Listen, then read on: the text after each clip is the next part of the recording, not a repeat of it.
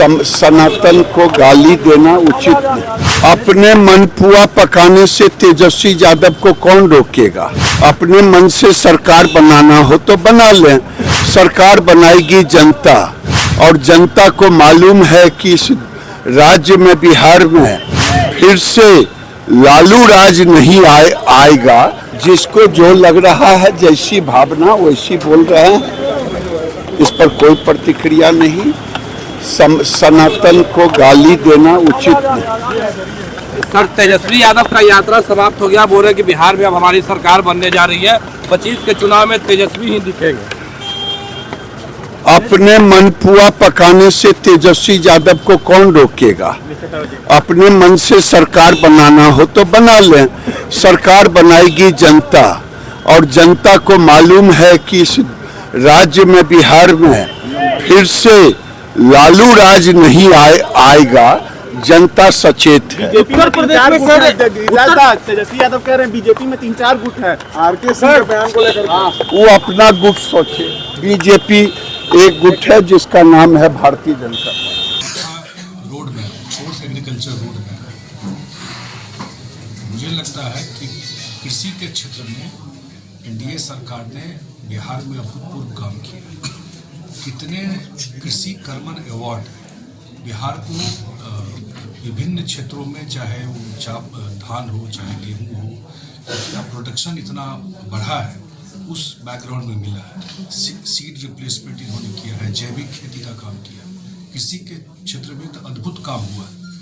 अब जो आप बेचते भी हैं तो आप अकाउंट में पैसा आ जाता है, जो अनाज, तो बड़ा काम हुआ है। आप बोल रहे हैं 82 लाख किसान, मुझे नहीं अभी फिगर सुनो, 82 लाख जो बिहार के किसान हैं उनके डायरेक्ट अकाउंट में पैसा जाए, तो ये बड़ी एक उपलब्धि है। मखाना बोर्ड की चर्चा इन्होंने की। मखाना बोर्ड का मेन उद्देश्य क्या है? उद्देश्य है कि जो मखाना का उत्पादन इस क्षेत्र में होता है उसको मार्केट लिंकेज देना। दुनिया भर में ये मखाना कैसे पहुंचे, मखाना का पैकेजिंग उस क्षेत्र में हो। आज मखाना होता है इस क्षेत्र में, पैकेजिंग होता है बेंगलोर, वो फैक्ट्री यहीं लगे, जो पैकेजिंग यहाँ, यहीं के लोगों को नौकरी उसमें मिले। जो एस्टिमेटेड टारगेट है कि अगले 10 साल में ये लगभग 4 से 5 हजार करोड़ का व्यापार हो जाएगा, क्योंकि इसका डिमांड जब से आदरणीय वित्त मंत्री ने घोषणा किया अपने बजट में, मखाना तो लोग समझते थे, जैसे ही बताए कि 85% मखाना यही होता है, ये इतना लोगों को नहीं पता था। ये पहली, अब जो रिसर्च कर रहा है कि ये कहाँ होता है, अब लोगों को आइडिया लग रहा है कि मखाना कहाँ होता। 85% मखाना यही होता है। इसका नया टेक्नोलॉजी, क्योंकि ये आपको काफ़ी लेबर इंटेंसिव काम है, तो नया टेक्नोलॉजी, इसका मार्केट। अब दरभंगा में एयरपोर्ट है, और आप सबके जानकारी के लिए हमारे दोनों नेता, हमारी मंत्री जी बैठे हुए हैं, संतोष कुशवाहा जी बैठे हुए हैं। इस साल यहाँ से हवाई जहाज भी उड़ जाएगा पूर्णिया से। स्पीड पकड़ लिया है पूरा। जो भी इसका जिंक्स था, इधर उधर कोर्ट, इधर उधर सब खत्म हो गया। अब पूर्णिया में एयरपोर्ट होगा, तो ये कार्गो बिजनेस भी है, उसको चाहिए एयर कनेक्टिविटी। खानों का अब तो वैसे भी हल्का होता है। ये ग्लोबल ये अब हो गया। पहले पूजा पाठ से मखाना लोग शुरू करते थे, व्रत है तो मखाना खा रहे हैं। अब ये हो गया super food, globally super food है ये मखाना। इतना डिमांड में आ रहा है, कहीं भी दुनिया, हम लोग भी बाहर कभी कभी जाते हैं तो वहाँ का जो फूड हॉल है, जहाँ खाने का सामान मिलता है, तो आपको मखाना भी मिलता है।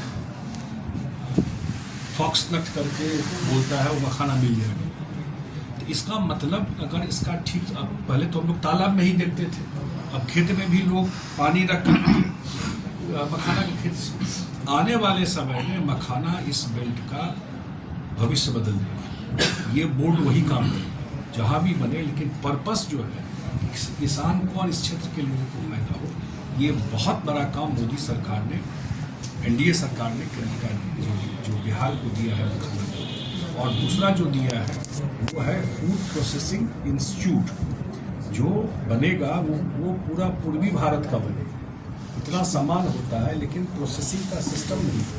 हम लोग लैंडलॉक्ड स्टेट, ज़्यादा आपको फूड से रिलेटेड ही इंडस्ट्री आ रही है, उस पर भारत सरकार बिहार सरकार के साथ मिलकर के बहुत काम कर रही है। लार्जली मुझे लगता है कि जो आदरणीय प्रधानमंत्री जी की प्रस्तावित यात्रा है भागलपुर, और आप सबको पता है कि दिल्ली में कल सरकार का गठन हो गया, और उस गठन के बाद अब इस साल चुनाव तो सिर्फ बिहार में है और तो कहीं चुनाव है नहीं।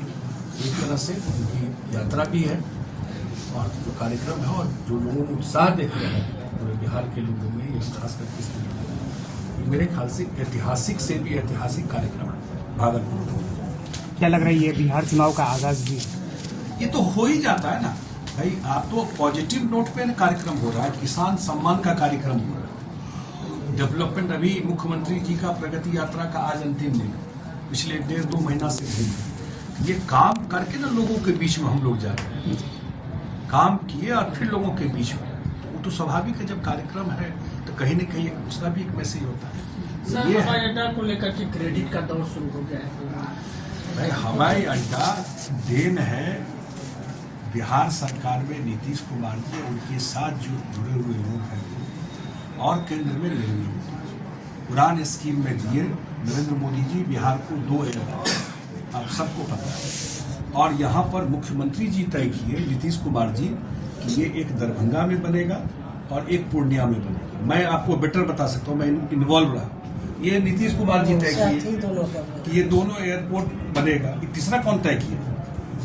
दिए मोदी जी कि बिहार को हम 2 एयरपोर्ट दे रहे हैं, लेकिन कहाँ बनेगा ये तय नीतीश जी किए कि एक दरभंगा बनेगा, एक पूर्णिया बनेगा। दरभंगा शुरू हो गया, यहाँ कुछ टेक्निकल और कुछ लोग लीगल उसमें चले, डिले हुआ। पिछली बार भी मुख्यमंत्री जी आए थे, शायद आप सबको याद होगा, जा करके देखे, खुद स्पॉट पर जाके देखे, खुद उन्होंने लोगों को वहाँ से भेजा है बिहार सरकार से जो लोग देखते हैं, और अब जा करके क्लियर। ये नरेंद्र भाई मोदी जी का भागलपुर में 24 तारीख को प्रस्तावित कार्यक्रम के सिलसिले में आज हमारे बीच एनडीए के 2 वरिष्ठ नेता, एक हमारे जनता दल यूनाइटेड के राष्ट्रीय कार्यकारी अध्यक्ष, पूर्व मंत्री, राज्यसभा के सांसद आदरणीय संजय झा जी उपस्थित हैं, और बिहार के प्रदेश के पूर्व अध्यक्ष, भारतीय जनता पार्टी के वरिष्ठ नेता और वर्तमान में कृषि और स्वास्थ्य विभाग के माननीय मंत्री आदरणीय मंगल पांडे जी यहाँ उपस्थित है। और आप सभी को उसी सिलसिले में, तैयारी के सिलसिले में आज एक बैठक भी हुई एनडीए कार्यकर्ताओं के साथ। उसी तैयारी के सिलसिले में दोनों नेता आपके बीच बातों को रखेंगे। आदरणीय मंगल पांडे जी से आग्रह है कि आप प्रेस को संबोधित। सभी मित्रों को नमस्कार। आज आदरणीय संजय झा जी और मैं विशेष तौर पे पूर्णिया आए हैं, और हम लोग के आने का मूल मकसद जो है वो आगामी 24 फरवरी को प्रधानमंत्री श्री नरेंद्र मोदी जी का जो प्रस्तावित भागलपुर का कार्यक्रम है, किसान सम्मान कार्यक्रम है, उस कार्यक्रम की सफलता की तैयारी के लिए हम सब लोग आए हैं। 24 फरवरी को भागलपुर से किसान सम्मान निधि का 19वां किस्त जारी किया जाएगा, और यह कार्यक्रम भागलपुर के हवाई अड्डा मैदान में होगा। इसमें कुल देश के लगभग 9 करोड़ 80 लाख किसानों को उसका लाभ दिया जाएगा। बिहार के लगभग 82 लाख किसानों के खाते में उस दिन पैसे जाएंगे। कुल 22,000 करोड़ रुपया देश के किसानों को आदरणीय प्रधानमंत्री नरेंद्र मोदी जी, माननीय मुख्यमंत्री नीतीश कुमार जी की उपस्थिति में बिहार की भागलपुर की धरती से सबको डीबीटी करेंगे। यह एक ऐतिहासिक पल होगा बिहार के लिए, बहुत ही गौरवशाली पल होगा और बहुत ही महत्वपूर्ण समय होगा जब देश भर के किसान बिहार की धरती से आदरणीय प्रधानमंत्री जी के द्वारा डीबीटी किए गए राशि को अपने खाते में प्राप्त करेंगे और किसानों की समृद्धि के लिए जिस प्रकार से नरेंद्र मोदी जी और नीतीश कुमार जी की सरकार काम कर रही है, उसका यह एक बहुत ही साक्षात और प्रत्यक्ष उदाहरण है जो किस प्रकार से किसानों को हम लाभ दे रहे हैं। अभी जो बजट आया उसमें भी KYC की सीमा को 3 लाख से बढ़ा के 5 लाख कर दिया गया।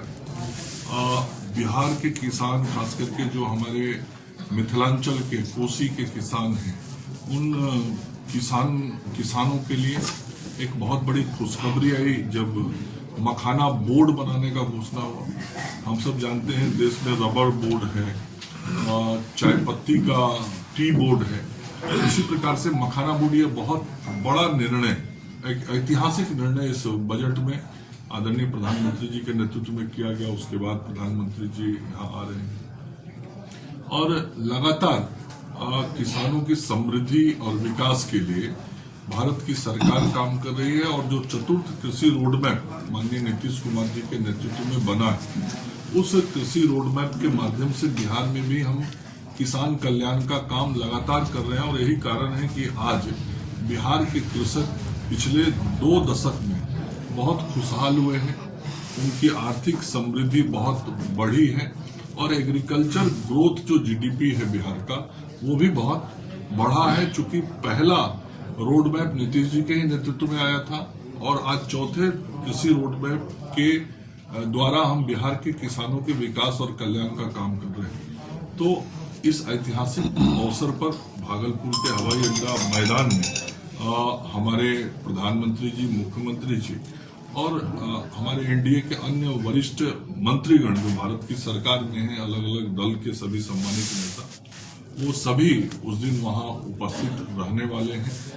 और इस क्रम में संपूर्ण इस क्षेत्र में एक उत्साह है, आम लोगों के बीच में, किसानों के बीच में उत्साह है भागलपुर जाने का, प्रधानमंत्री जी, मुख्यमंत्री जी का अभिवादन करने का, उनको धन्यवाद देने का। और स्वाभाविक रूप से जो NDA के सभी कार्यकर्ता हैं, नेता हैं, जनप्रतिनिधि हैं, उनके बीच भी बहुत उत्साह का माहौल है। और सभी जगहों पे जहां किसान अपने तरीके से तैयारी कर रहे हैं उस रैली में जाने का, वहीं NDA के कार्यकर्ता भी किसानों के साथ उस रैली में जाने की तैयारी कर रहे हैं। और आज उसी क्रम में संजय झा जी और मैं अपने NDA के साथियों के साथ, सभी जनप्रतिनिधियों के साथ, माननीय मंत्रीगण, माननीय लेसी सिंह जी, संतोष कुशवाहा जी, कृष्ण कुमार जी, ऐसे हमारे सभी जो माननीय विधायक यहाँ से हैं, और पूर्व सांसद जी और सभी पार्टी के जिलाध्यक्ष ने बैठ के पूरी योजना रचना पिछले कई दिनों से बनाई थी और आज उसका एक समीक्षा किया गया। अगले जो 2 दिन और बचे हैं, इसमें और तैयारी हम सब लोग करेंगे। और एक अनुमान जो दिख रहा है, लगभग 30,000 लोग उस दिन आदरणीय प्रधानमंत्री जी को धन्यवाद देने के लिए, आभार व्यक्त करने के लिए, उनका स्वागत और अभिनंदन करने के लिए, मुख्यमंत्री जी का अभिनंदन करने के लिए। कि यहाँ पर भोला पासवान शास्त्री कॉलेज है जो काफ़ी काम कर रही है मखाना पे, तो पूर्णिया में मखाना बोर्ड का गठन हो, क्या इसको लेके सरकार मखाना बोर्ड किसी जिले का नहीं बनता है, उसका ये मुख्यालय यहाँ पूरे देश का बनता है। मुख्यालय यहाँ पे आप हो। समझिए विषय पर मखाना बोर्ड या कोई भी जो राष्ट्रीय स्तर का बोर्ड बनता है, वो उसका मुख्यालय किसी राज्य के जिला के अनुसार नहीं तय होता है। हाँ, ये जरूर तय है कि किस क्षेत्र में उसका उत्पाद ज्यादा होता है। अब चाय पत्ती है तो देश में चाय पत्ती कहाँ होता है सबको मालूम है, रबड़ बोर्ड है तो रबड़ कहाँ होता है सबको मालूम है। तो रबर बोर्ड हो या चाय पत्ती का बोर्ड हो, स्वाभाविक रूप से उस क्षेत्र के विकास के लिए ध्यान देता है। उसी प्रकार से जब अब मखाना बोर्ड बनाने का निर्णय हुआ है, तो जिस क्षेत्र में मखाना की खेती होती है, स्वाभाविक रूप से उसी क्षेत्र के विकास की चिंता वो बोर्ड करेगा। और देश में जो कुल उत्पादन होता है मखाना का, उसका 85% उत्पादन बिहार से होता है। तो स्वाभाविक रूप से इस बोर्ड का मतलब ही है बिहार के किसानों का विकास और समृद्धि।